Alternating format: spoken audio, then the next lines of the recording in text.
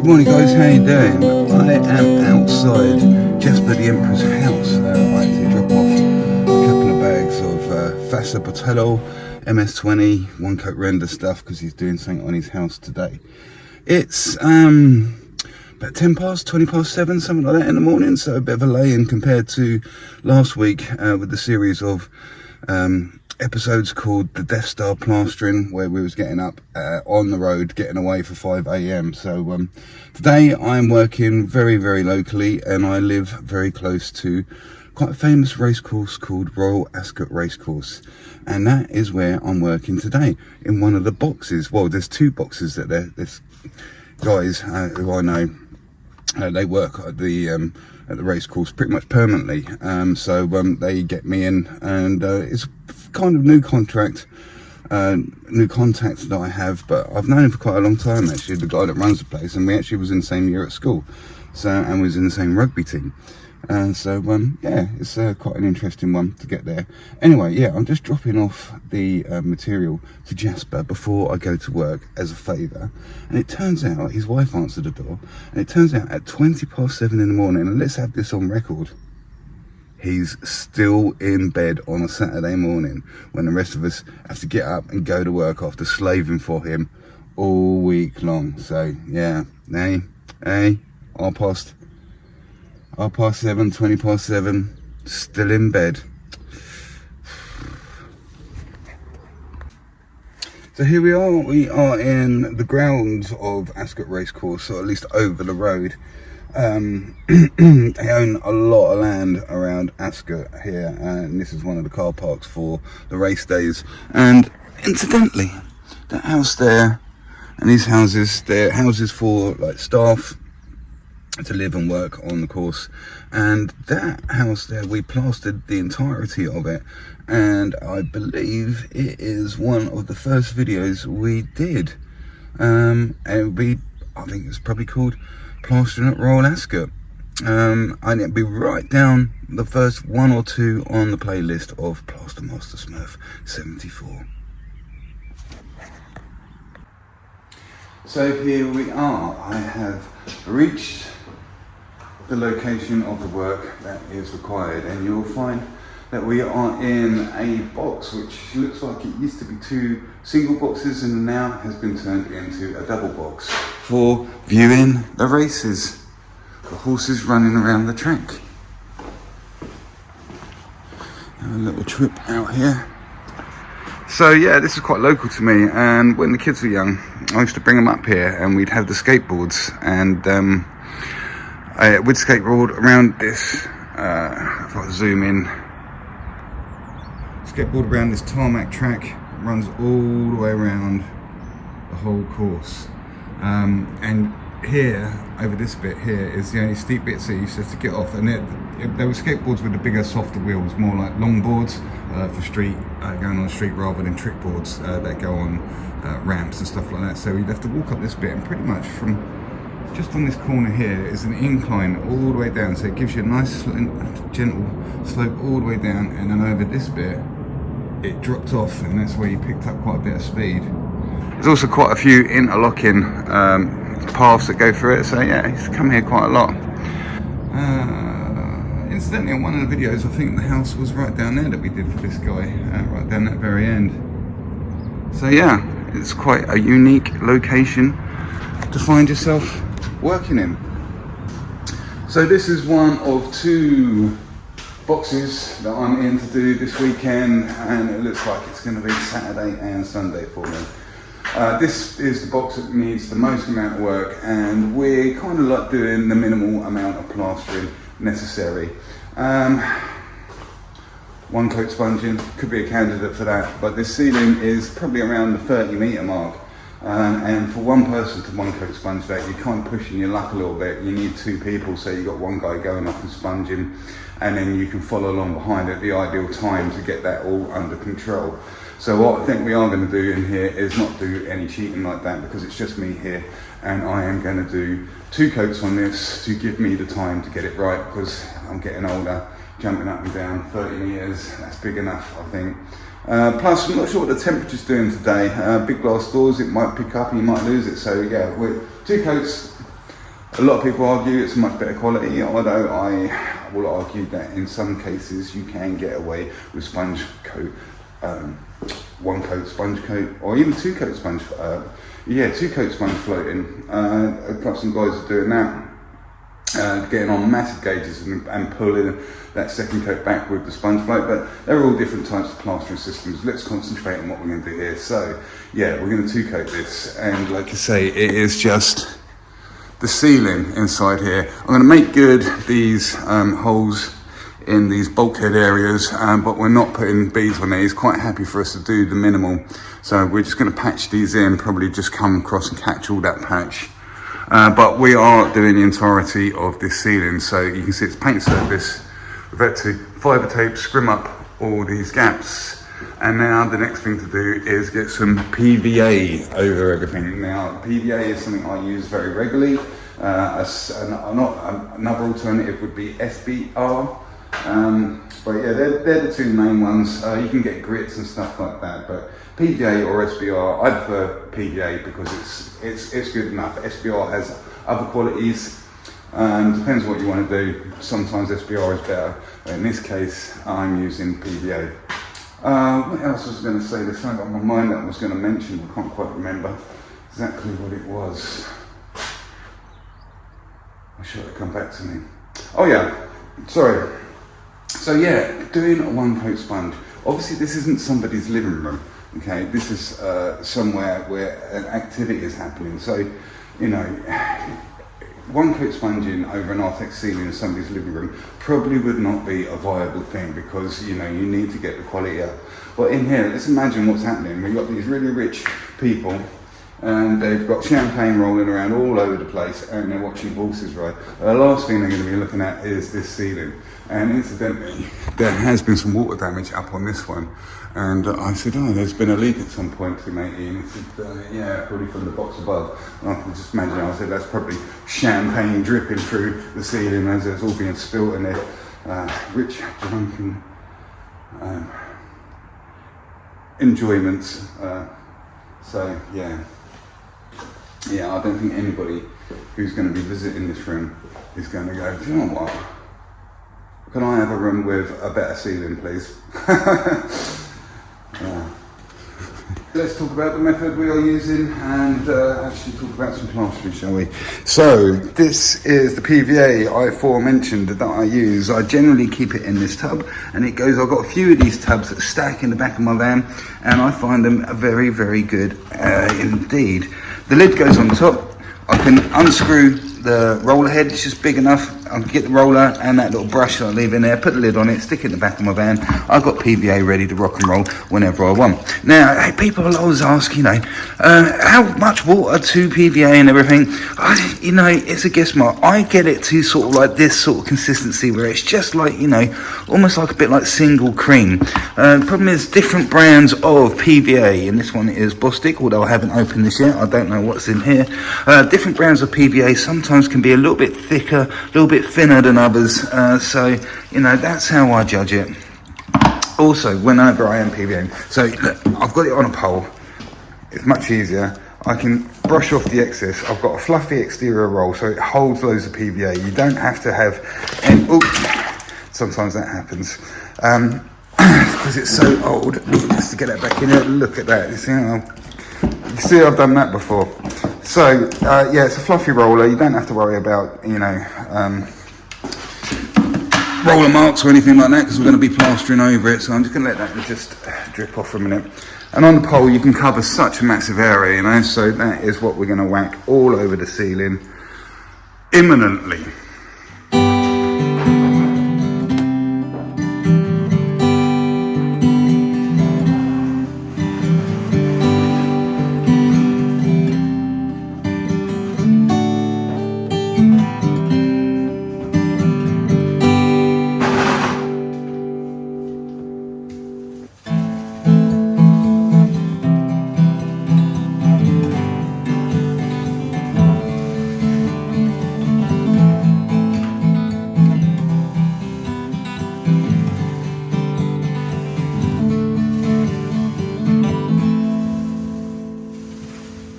So there we go, we've got a nice coat of PVA across these painted areas.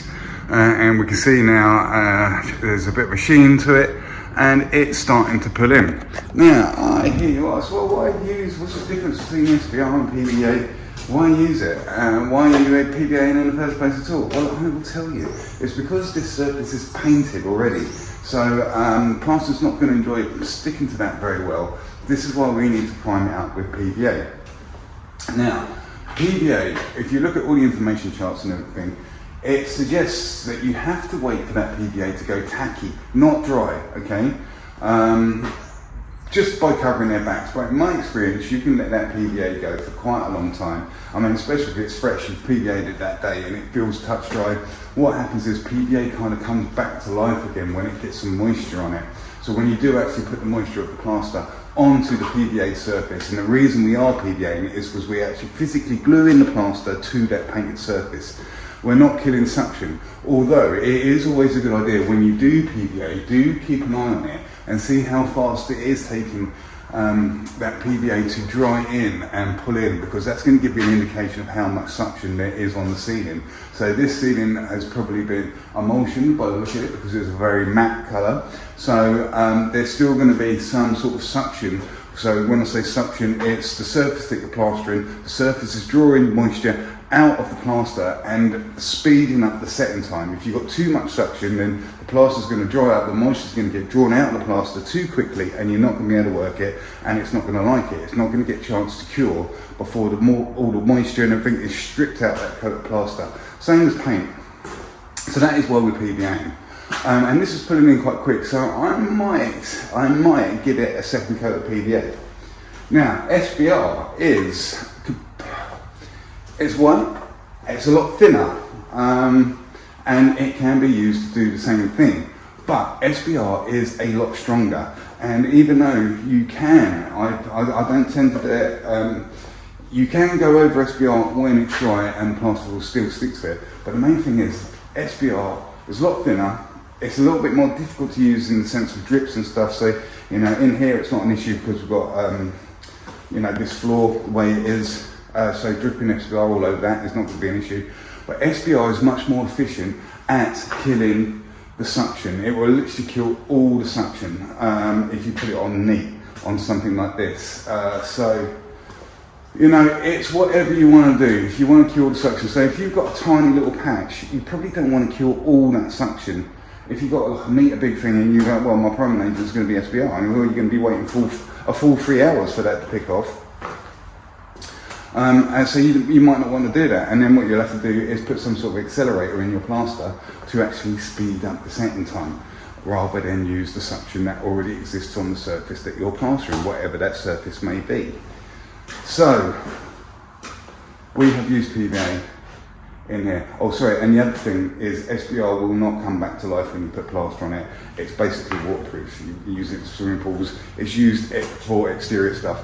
I tend to refrain from using SBR unless there is some sort of water moisture issue inside a building. PVA in a normal room where there's no moisture, in a living room, in a bedroom or whatever, it's perfectly fine. It's perfectly fine. The only time I'll ever really use SBR is if I'm priming something outside, okay, because that's where I need the properties for SBR. So there you go. If you're an experienced plasterer and you've been watching these videos quite a bit, then you may be a bit tired of me talking about the difference between SBR and PVA. I'm kind of tired of talking about it, but it's always relevant and the questions always come up. The same as answering all the questions about this trowel that I always use, this 20x5 carbon steel trowel, which I'm always using. Yeah, sometimes it's hard on the joints, you're not filling the whole trowel up, or you've got it never stops, it never stops. So, with that being said, what are we going to do now? We are going to give this another coat of PVA, and then I'm going to pay some attention to these corners because we're only making good here. So I'm only getting a little bit of a sliver of bead in here. And the beads that the guy got me are these things, which is something else I don't generally tend to use. These micro mesh. So they're kind of dry beads, but I tend to use other ones, the more solid ones with the slots in them. These I just find are just far too flexible and they're not very rigid. So if there's any bend or undulation, they just follow that round. I'm not too sure what the actual idea of these is maybe if you do have a curve or something you need to go around, they might be more beneficial with their flexibility. You put little snips in them and stuff. But there you go. Right, I am going to give this another PVA because looking at it, it is pulling in pretty quick. If I'd SBR'd it, I probably wouldn't have to do that because the suction would be killed down that much already. So I've given out its second coat of SBR. Another recent comment was, PVA re-emulsifies, what's the point in giving it 2 coats because you're wetting out that first coat and it's not doing anything at all, there's no point in it. Yeah, there is actually. Multiple coats of PVA do kill more and more suction. And as I say, this might be where you're wasting time because SBR will do it very efficiently straight from the first one. And SBR is quite watery, as I aforementioned, so it's thin enough to get up into really porous surfaces. So another thing that helps PVA, possibly SBR as well, I don't need it so much, I'm not so experienced with it, but if you've got very porous surface, it's quite often a good thing to, or a dusty surface, knock up a little bit of extra PVA, maybe a little bit wetter so it's thin enough to get through and deep and really create some roots into that porous or dusty surface the day before. So when you give it the day before, it really gives it a chance to properly cure and dry up all the way through the depth of that surface you're getting, or at least as deep as it can get. And then when you come back and put a second coat of PVA on there, that coat doesn't go through as deep because it's not sucking in so much. So it creates a more concentrated amount of PVA in the surface, closer to the surface. So you might want to do it, like if it was bare plaster, you could probably get away with it the same day. But if you go over too thick, too quick with PVA, then you're back to the same problem again. You've created the skin on top and it's not actually properly bonded in there if you're killing suction.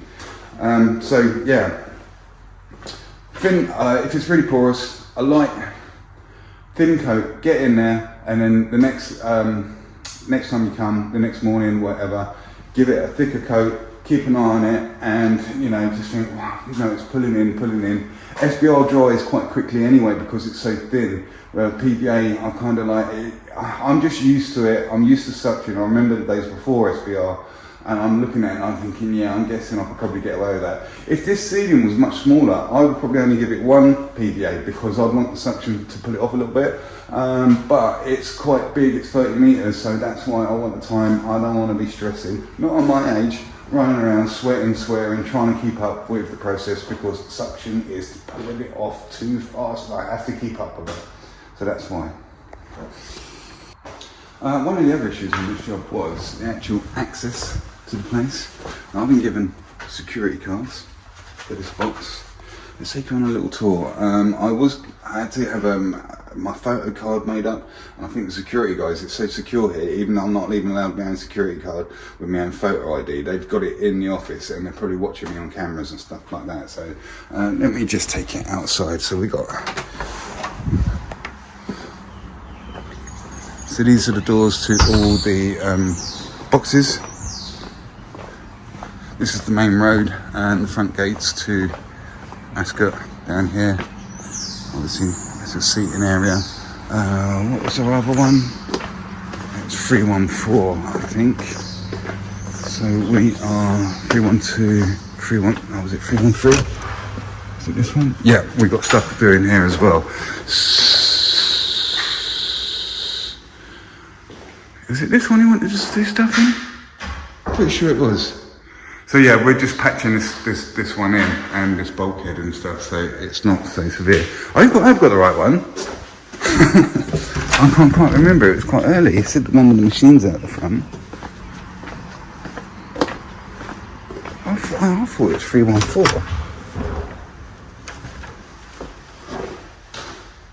Do you know what? I think it might be this one. Why did they not want that other one done then? I'll double check with him. I'm pretty sure I memorised 314 when I came in. Right, I'm going to turn this off now because we're going through another section and I don't want to show you because I don't want to get told off by security recording what's going on in there. Fortunately, I am authorised. And here we are on the main sort of foyer bit. It's quite a sizable building, to say the least. That's supposed to be some sort of joke. Schindler. We're in Schindler's Lift.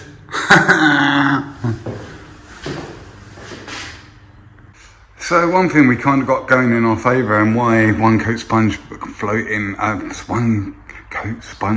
yes, I was correct, is a viable option for this one. It's because the ceiling's already plastered and it's virtually flat already, so it'd just be a case of, you know, going over this quickly anyway.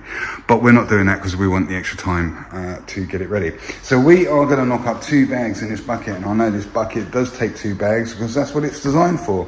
If you do not know, then whatever the size of your bucket is, if you want to fill up a whole bucket, then you want to be just about half full with water, because when you add the powder to it, it's going to pretty much double in size, okay? So yeah, only have your bucket half full. There's nothing wrong worse than putting too much water in your bucket and then you can't get enough powder to dry it in and it all starts pouring out over the top. Nobody wants that.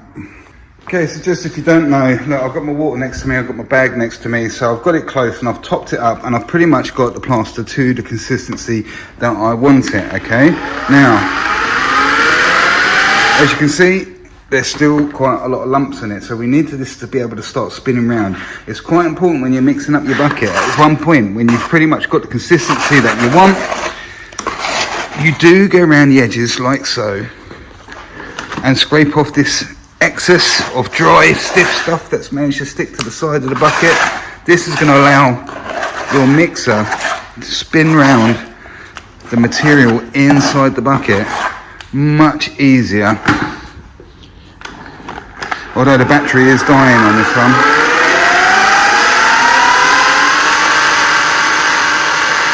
So it's starting to roll right round. Okay, so now we've got a nice even consistency with no lumps in it to speak of. Now I've knocked this up a little bit thinner than what I normally do. Because, like I say, the ceiling is quite flat already, so we don't really need to go any deep. If you're new to plastering, you might want to knock it up a little bit on the thicker side because it makes it a little bit easier to control.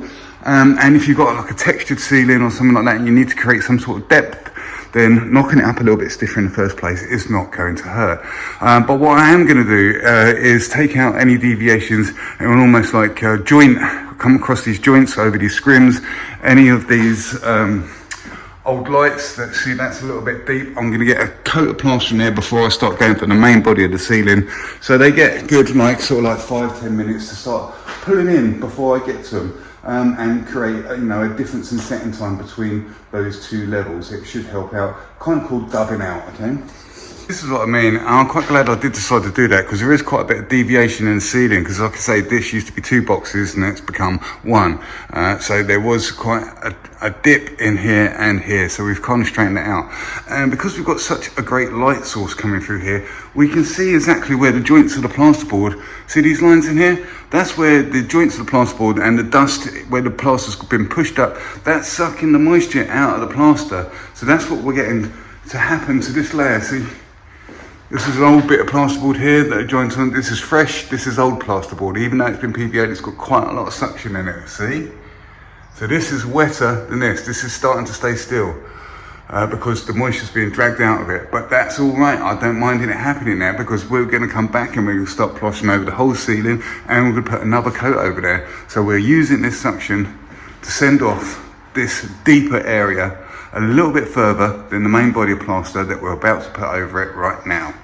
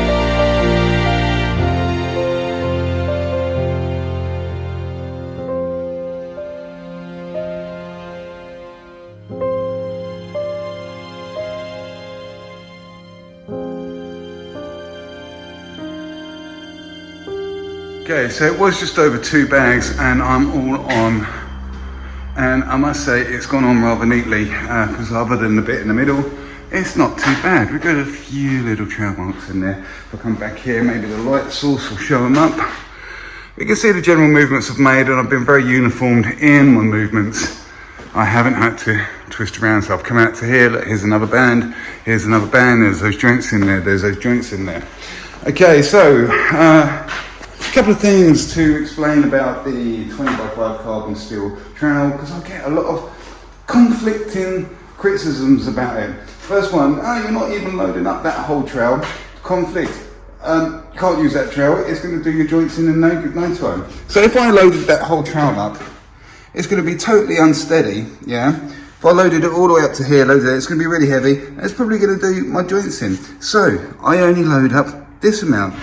What's the point in laying on with that when you're only using that part of the trowel? You're only using like 60% of the trowel.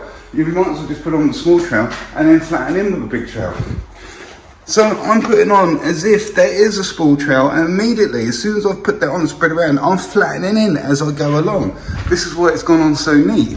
And another thing is, when you do put on like this, if my trowel was this size and I put on the regular amount, then you do have a tendency to get the gear to splurge out from the front and the back of the trowel. And that creates trowel lines. So as this spreads around, I've got all this distance to catch any drop in gear. And as you may notice, on this floor, I haven't flattened this ceiling in, by the way, that's the way it's gone on. There is a pretty minimal amount of plaster that's been dropped, in my opinion. So this is neater. But you can move much faster with a smaller trowel. Yeah, but look how neat it is. I've done two things. I've kind of put it on and flattened in as I went along. So I put on as if I'm using a spool trowel, then I'm directly straight away coming back and I'm flattening in as I go. So now really what I can do is turn around and lay this straight down because I've done 2 stages. You with your small trowels, I mean, whatever you prefer. Yeah, I mean, you can use, I'm not saying you have to use a big trowel, you can use a little trowel. But if you've used a small trowel, you're much more likely to have much more undulation because it can't span. And that's the other thing, I can get such a big reach with that 20.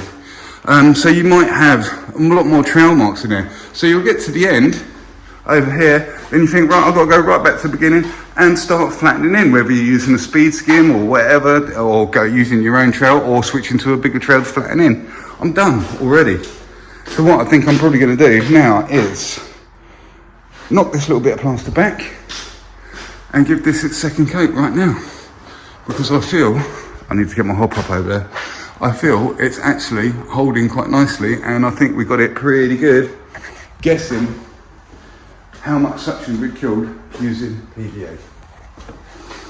So I've knocked up this mount and quite wet again, and it's got the dirty water in it as well, so it's quite thin. So what I'm going to do is get straight back onto this because it is picking up, and I'm going to give it one tight coat. So I've only laid this on, I haven't flattened it in other than putting it on a small amount like using a small trowel, and as I'm going I'm using the whole length of the trowel to flatten it in as I go. So now I am going to do exactly the same thing with the second coat, the laying down coat.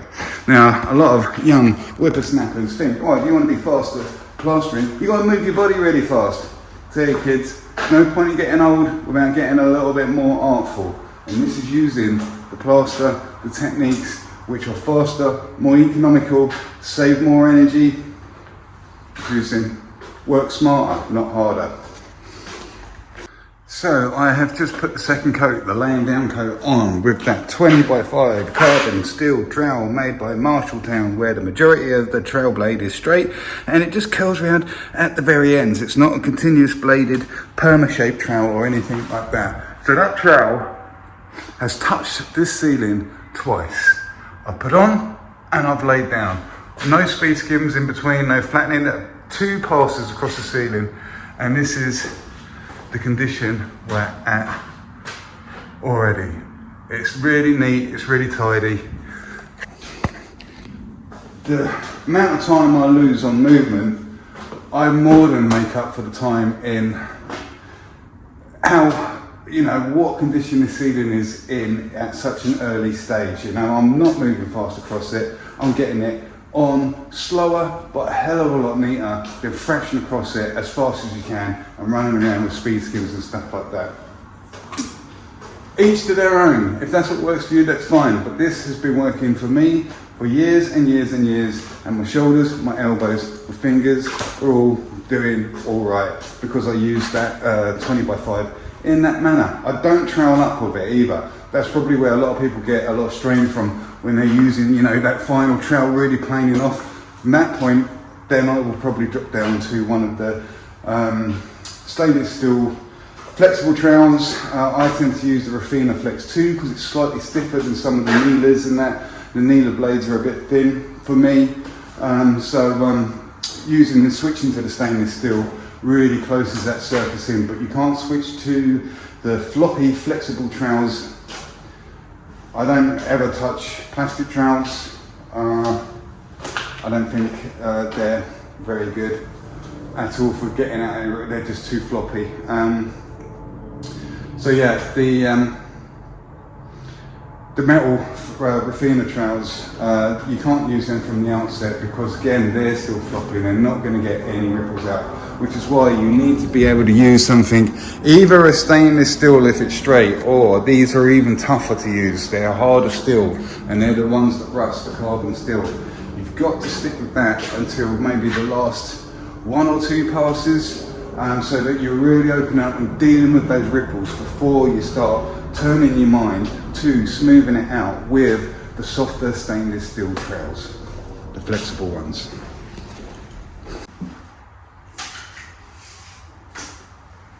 Okay, here's our third visit to the ceiling, and this point is when, I mean, it's a good idea to take care of your internals anyway, but I'm using these smaller 4-inch kind of wet brushes, quite cheap from Wickes, and I find they deliver an ample amount of water, not too much and not too little. A little lump in that there somewhere.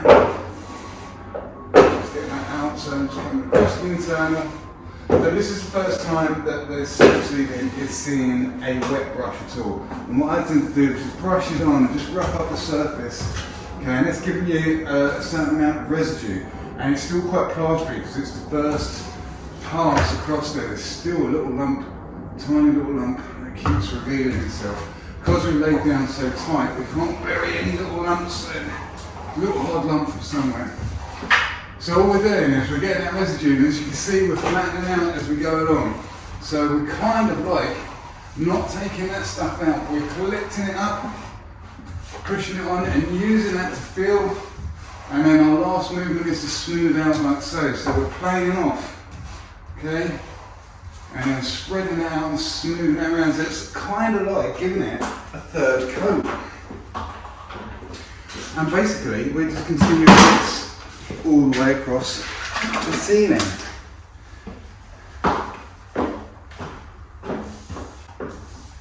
In, we're planing it off. Give it a little bit of water just to put it back just a tiny little bit. And see, we're not moving across the ceiling quite as fast as what some people might do with a smaller trowel, but we're moving around the ceiling more effectively. So it's just more a case of how you prefer to work.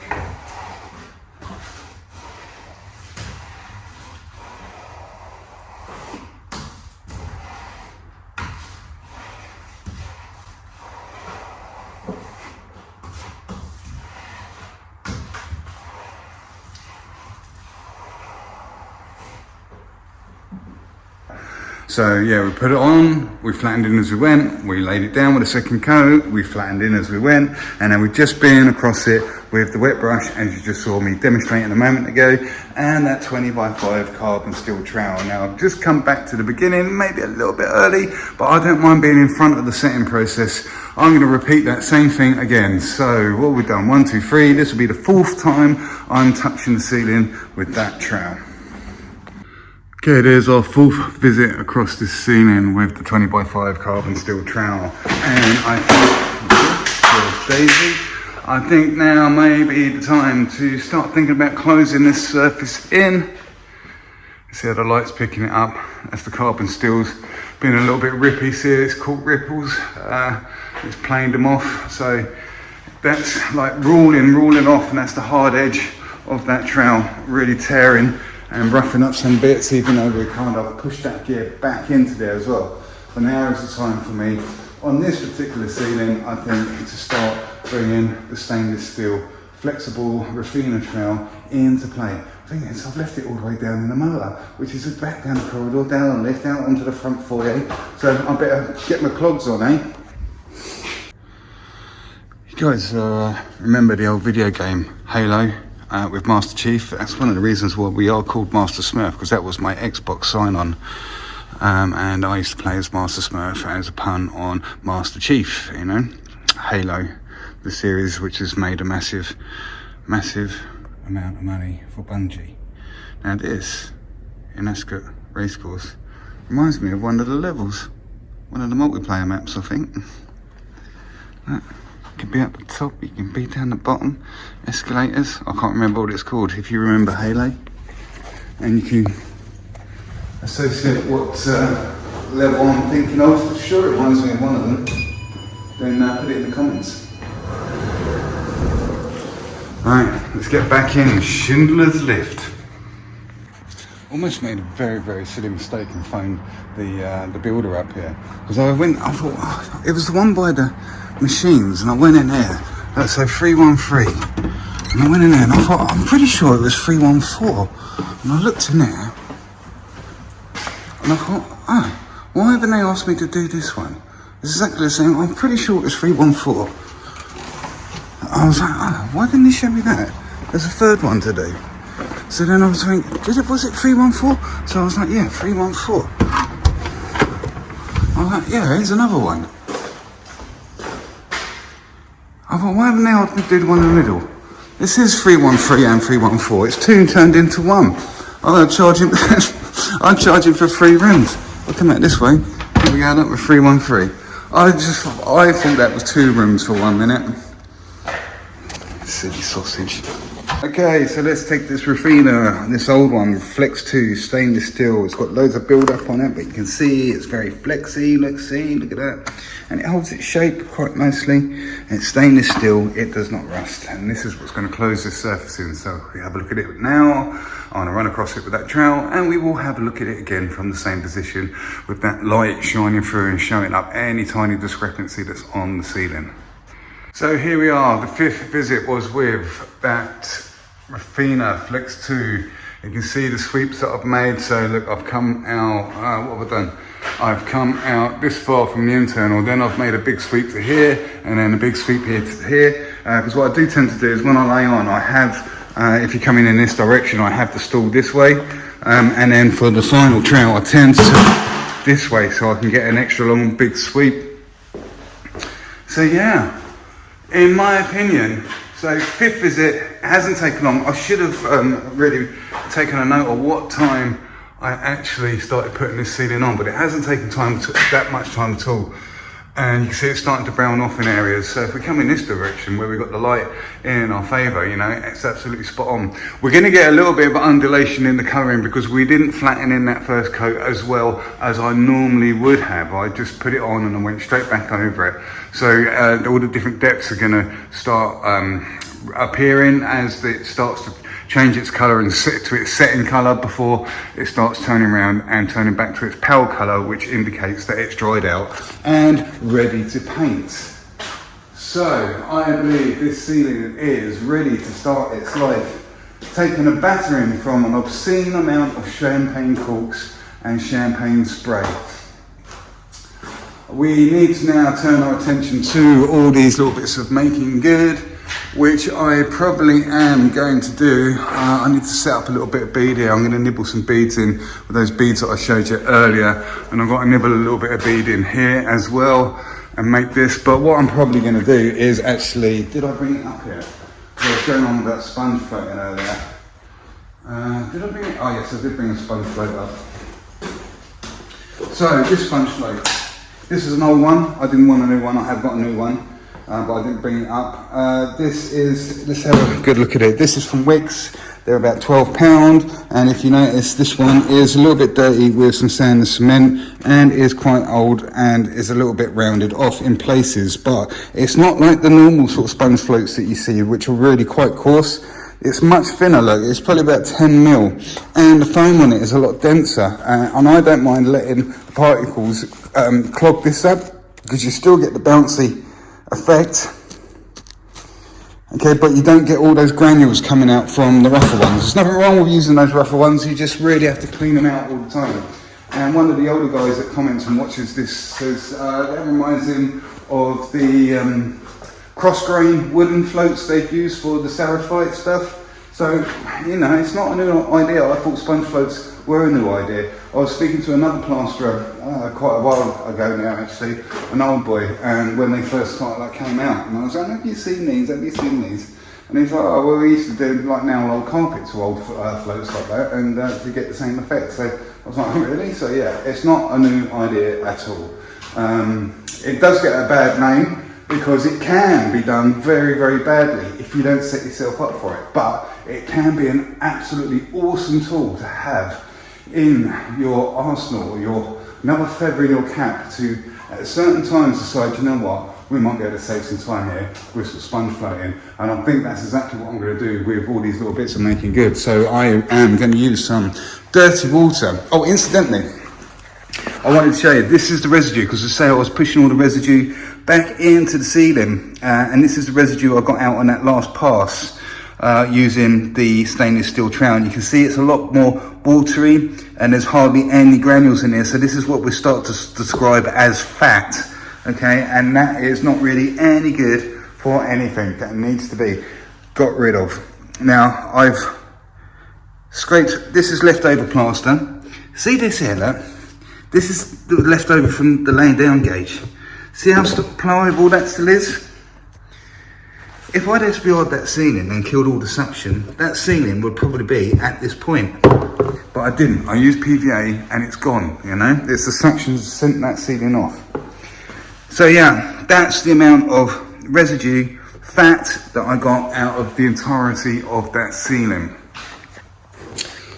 So yes, using sponge float, what I'm going to do is probably use some dirty water that I've accumulated now from my washing out bucket. Give that a shake, I should have some in there. You see it's starting to fluff up. And I'm probably going to mix that into slightly thicker viscosity of plaster. That's going to pack these out, and I'm going to put it on a little bit thicker.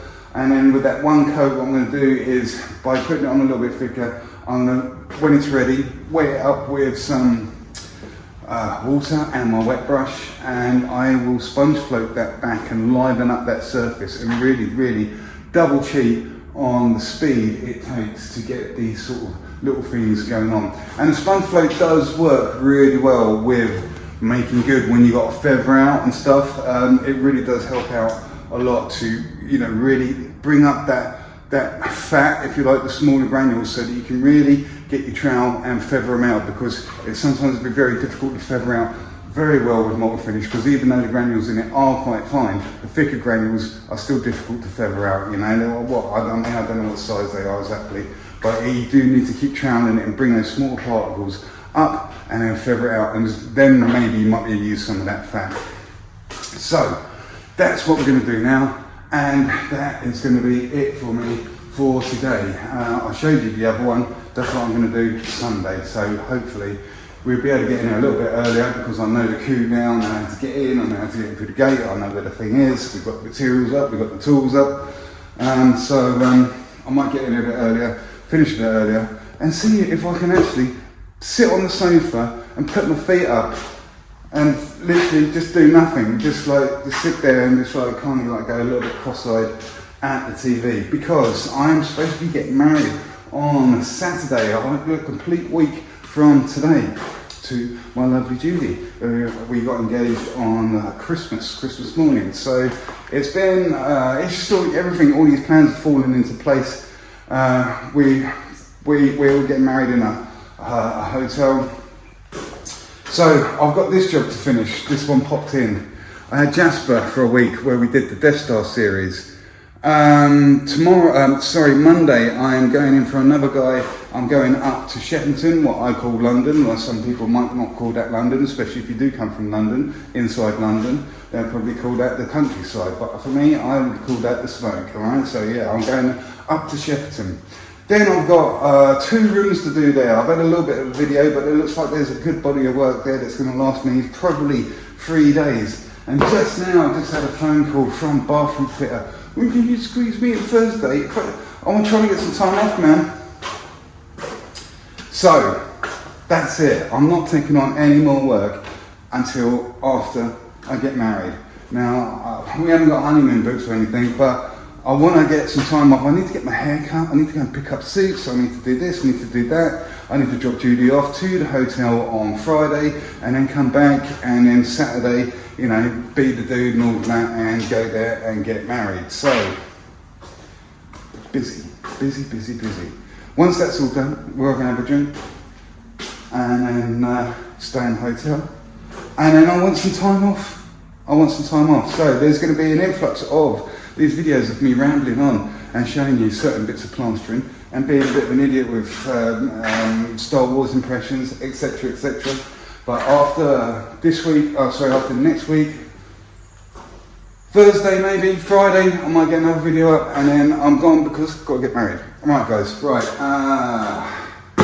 let's crack on and get this making good done, shall we? And then I'll have a little outro, and I imagine that will be the end of the video. But I doubt there's much point in recording tomorrow when it's just the making good in there. So I might have a day off from videos tomorrow. So you will be watching this probably Sunday afternoon. So have a lovely Sunday afternoon. And I hope when you are watching this, I am sat on my sofa in front of the TV, just going slightly cross-eyed and falling asleep after a nice Sunday roast or something like that. Anyway, right, let's crack on, shall we? One of the key factors to being able to sponge float effectively and to a high quality is to set yourself up by knocking up the plaster a little bit thicker in the first place, so that it does have the strength to take the battering it's going to get from the sponge float. So we've got all these little bits of making good on around all these bulkheads, whatever you want to call them. This little bit around here, there was downlights through here. That big area needed pulling in. So it's had a little while to pick up, and here are some more downlighters. I've not taken too much care in whacking a bit of plaster over. And I wasn't too concerned because I've PVA'd this whole area, okay, so I can bleed out as much as I like. Nice ample bit of water over the whole lot that is affected. And this is kind of like doing 2 coats. So I've already wet this sponge float down, give another little bit, and all we're doing is just rubbing in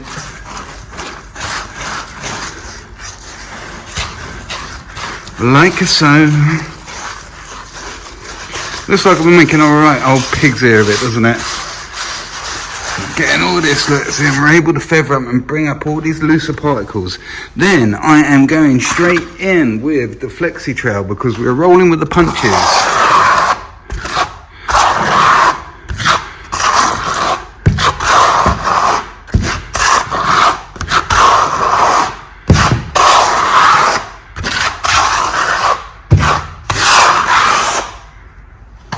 And we're giving it its first little trail up. Okay, we're going to stick with that. I'm going to go around and do that to everything and continue to do so.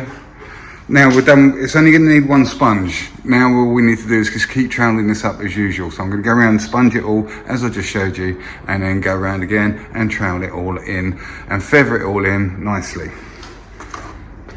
So there we go, we are looking a lot better. I had sponge floated everything, and you can see that it's getting there.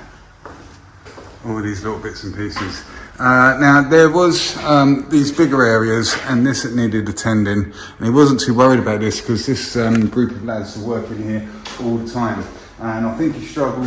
He's got a guy who can do little bits of plastering, but he said, you know what, don't worry about those bits there, I'll get the painter on them and he'll sort them out. And I said, well, if I'm doing it anyway, I'll do something for you because they want a quick turnaround on this. So the paint I was going to just easy fill them without scrimming them or anything like that, and I'm sure it would be fine in here in the circumstances that we find ourselves being in, a box at ASCOT Racecourse. This isn't somebody's living room. So this technique, I think, is perfectly fine for what the situation requires, and they want a quick turnaround, and this is why I'm here working Saturday and Sunday so that they can achieve that, because you couldn't wait for 2 weeks until after I get married. So yeah, we're in. Incidentally, there was one of the first ones we did, I showed sponge floating, and I got quite a few negative comments from it on YouTube. I can't remember, I think it was called How to Cheat at Plastering, and I did think in my immaturity of making these plastering videos and not realising the sort of comments that people can make if you don't cover yourself. That job there was in a hospital, charity hospital, and it was very much the same situation where a guy was just like, we're running over budget, we just needed to bang, bang, bang this out. And I said, well, and there was a skylight there, and it was a really hot day, and so they needed to one coat it and sponge it and get it done. It was in a hospital room. And people who are in there are not going to be looking at the ceiling because they're in there for other reasons, and it just needed it done. So the skylight was up there, it was quite a big skylight, and I said, well, we can just bash ourselves out, and we managed to fit 2 days work into 1 day for him, and we charged him appropriately for it, as in not as much as 2 days, so we saved him money. Builder was happy as anything, and the quality there was perfectly adequate for the situation. So yeah, the heat was coming up through the skylight, so we needed to get it done as quick as we could in the morning, because even mid-morning it was getting hotter and hotter in there. So that is what happened there, and I didn't actually explain that in this video. So it's right down the bottom playlist, have a look. I believe it is called How to Cheat at Plastering. Same sort of thing.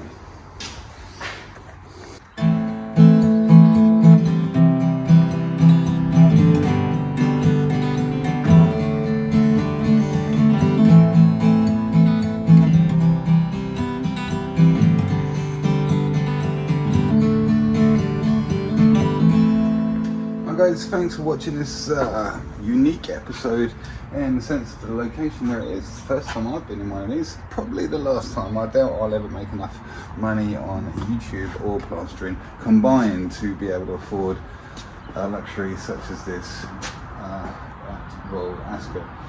Not that I would, to be honest with you. I'm not really into the horse racing. I haven't really gambled at all, to be honest with you. I don't think I've ever been in a betting shop.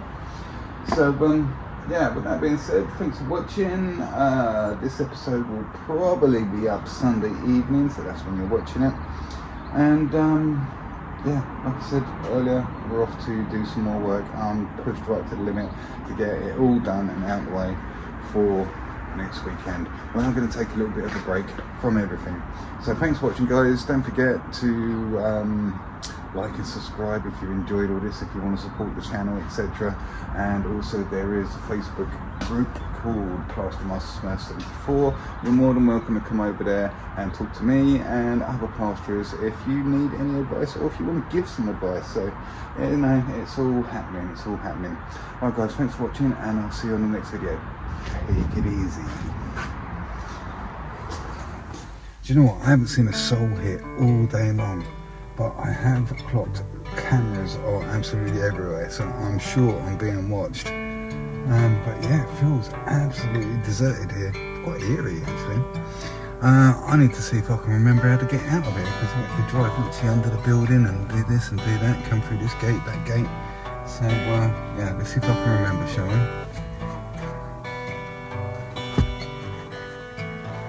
I'll stick you up here. See where I'm going.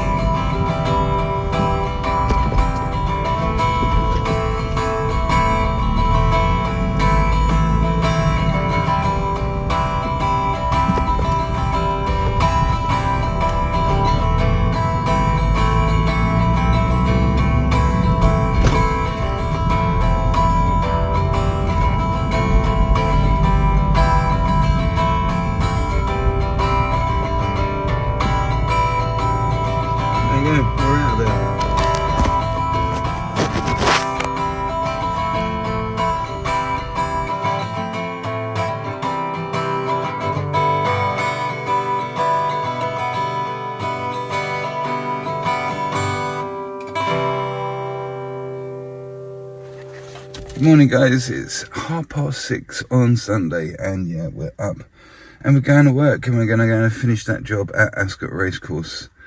Yeah, it wasn't too hard a day, I managed to get through it yesterday.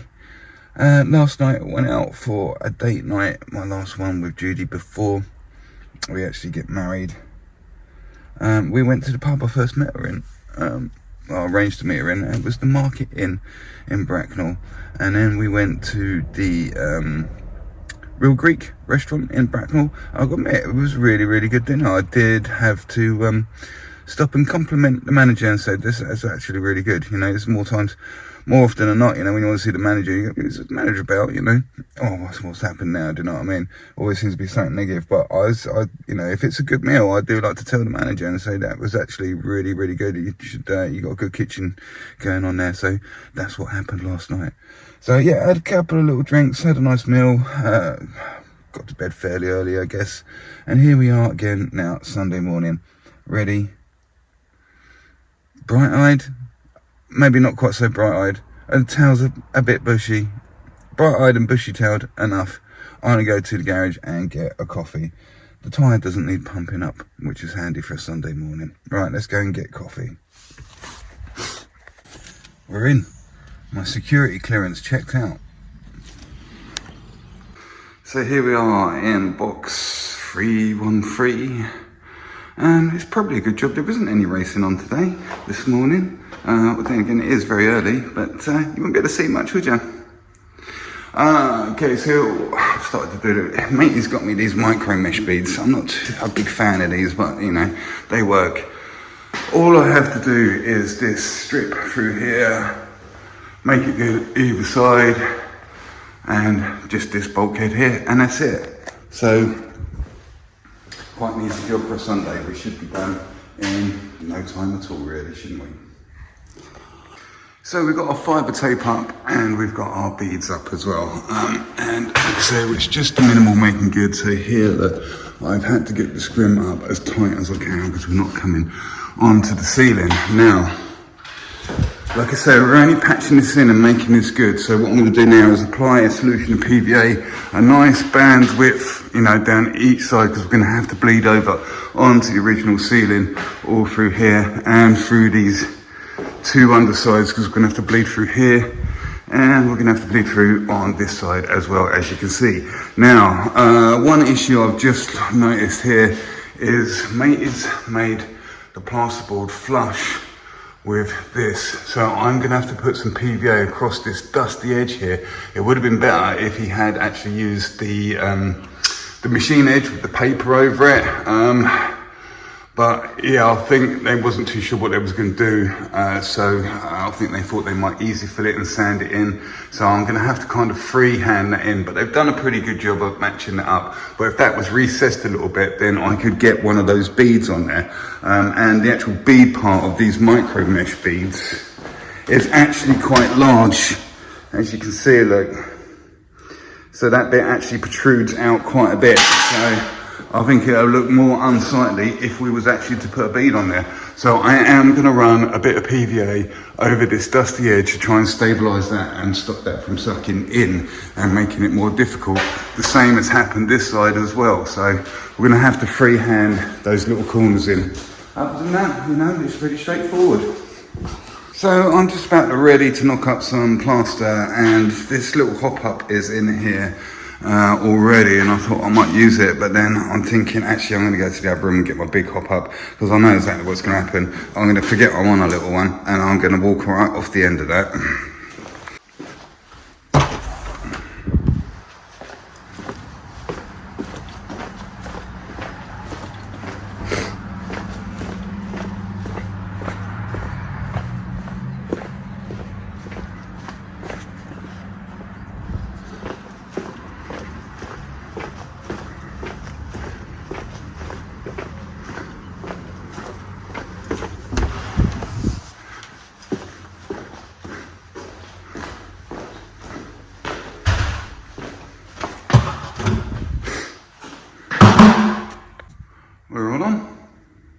admit, some of that was quite a bit deeper than I was expecting, especially across there and where the scrims were. It was like kind of, this side's coming up this way, this side's coming up this way. So it needed a little bit of packing out. Got that much left in the bucket, which is fine because we can use that, and we're going to knock back into that when we put the second coat on, which will speed things up considerably. So here we go, looking pretty good down there. That little line as a recess that goes all the way around all this. There's one, see behind it here as well.